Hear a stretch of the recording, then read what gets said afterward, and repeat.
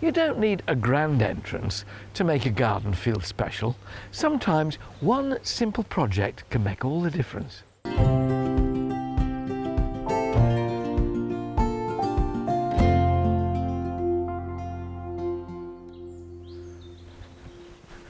The thing about entrances is they're not just ways into a garden, they're invitations, temptations to explore. They draw you on, they frame the view, and they make the whole experience just that little bit more special. Our very first garden was about 15 feet by about 40 feet. I brought the border, you could almost touch it, in from either side to make an entrance. It widened out, and then I built a garden pond right the way across the garden with a little wooden plank bridge going across it. My family thought it was very amusing when once I ran in to answer the telephone, missed the bridge and ended up in the pond. But it was a dramatic entrance. In our garden, the entrance from the patio to the rest of the garden is framed by two black urns. They may not look like much at the moment, but with a little paint and the right choice of plants, they'll become the perfect introduction to any garden.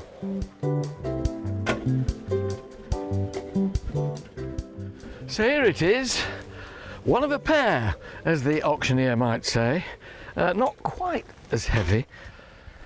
Probably Victorian, metal, not cast iron I don't think, because it's not that heavy, and painted black, which might have suited Isambard Kingdom Brunel for the edge of a bridge, but for me it's just a bit hefty and sort of oppressive. But I've found a colour which I think will be suitable for this garden because it picks up other tones that are in use. Now you've got a choice with urns and containers like this. You can either leave them empty, just as pieces of statuesque garden statuary, or you can plant them up. And I want to plant this up with something which complements its own colour when it's painted and the rest of the garden. Before I put the new coat of paint on, I want to check that any old flaking paint is removed. So I'm using a wire brush to give it a really good scrub. If I didn't do this and some of this black paint was loose, it'd just fall off when the new paint had gone on it and it'd look a right old mess.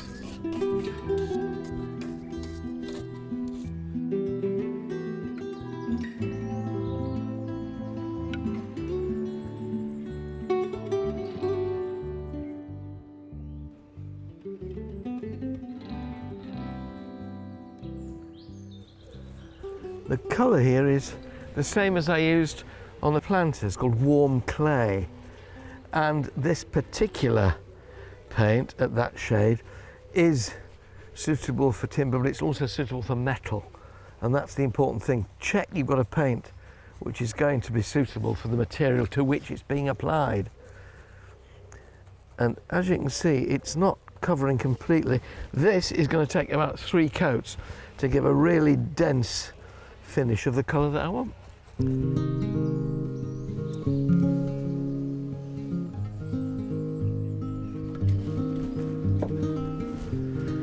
3 coats of paint later, and it's ready to be repositioned next door to its neighbour. Bit of jiggling, get the barrow out from underneath, and then wiggle it to get it back where it was. And there we have, I think, a very nice entrance to the garden. And somehow that colour is so much more complementary with all the plants around it rather than that harsh, hard black. And it's interesting how a lighter colour can lift an entire planting scheme. You start to look at it differently, you notice different things because they're resonating with that colour. Now I have to decide what to put in them to complement or to contrast.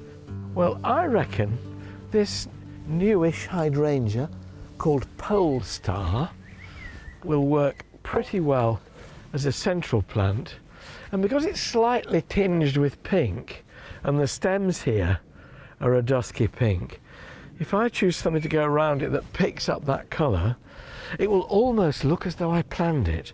I've got here a little angel pelargonium called Nova, And that, interspersed with variegated ivy, which will pick up the yellow.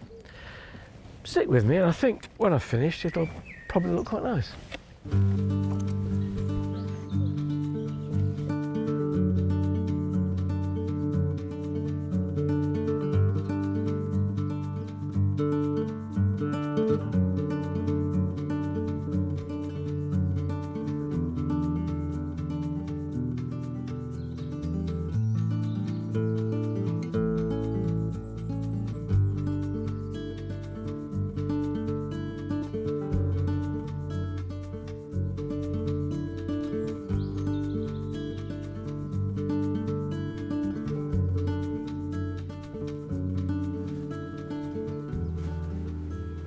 Containers always look a little bit raw when you first plant them, but I have high hopes that this will soon fluff up a bit, and certainly the plants inside will grow and fill out with this tub and basket compost I'm filling in around them.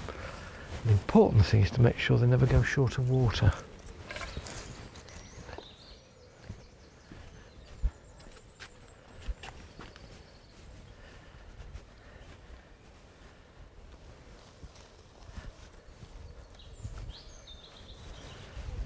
A little bit more compost. Always make sure you leave a big enough gap between the rim of the pot and the surface of the compost so that you can come with a hosepipe or a water can or whatever and give it a really good drink, fill it up a bit, then it'll soak down. If the compost is too near the surface, it just runs off and there's greater danger of them drying out. A little bit more, and then nearly there, one more.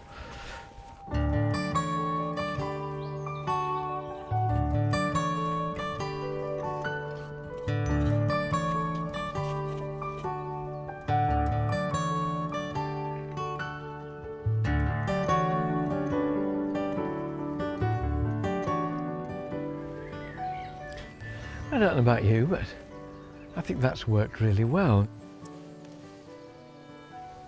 I've left a good gap for watering. Give them a good soak and you'll just hear them saying, "Oh, thanks, Al."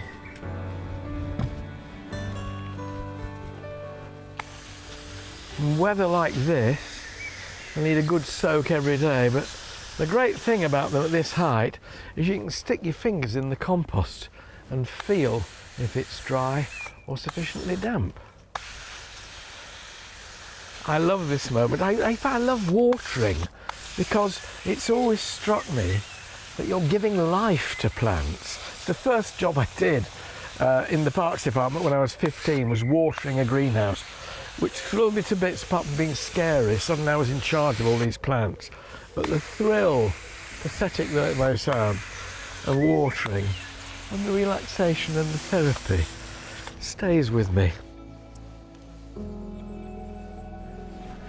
So where once we had two black urns sort of glowering in the shadows, with their new coat of lighter paint and a fresh planting scheme, suddenly they're an imposing entrance to the garden. They make you and it feel special. They lead your eye on to the view, framing it beautifully. You don't really want to go for a while because it's actually quite nice just being here, surrounded by this glorious framework of invitation. Thank you very much. Lovely to be with you.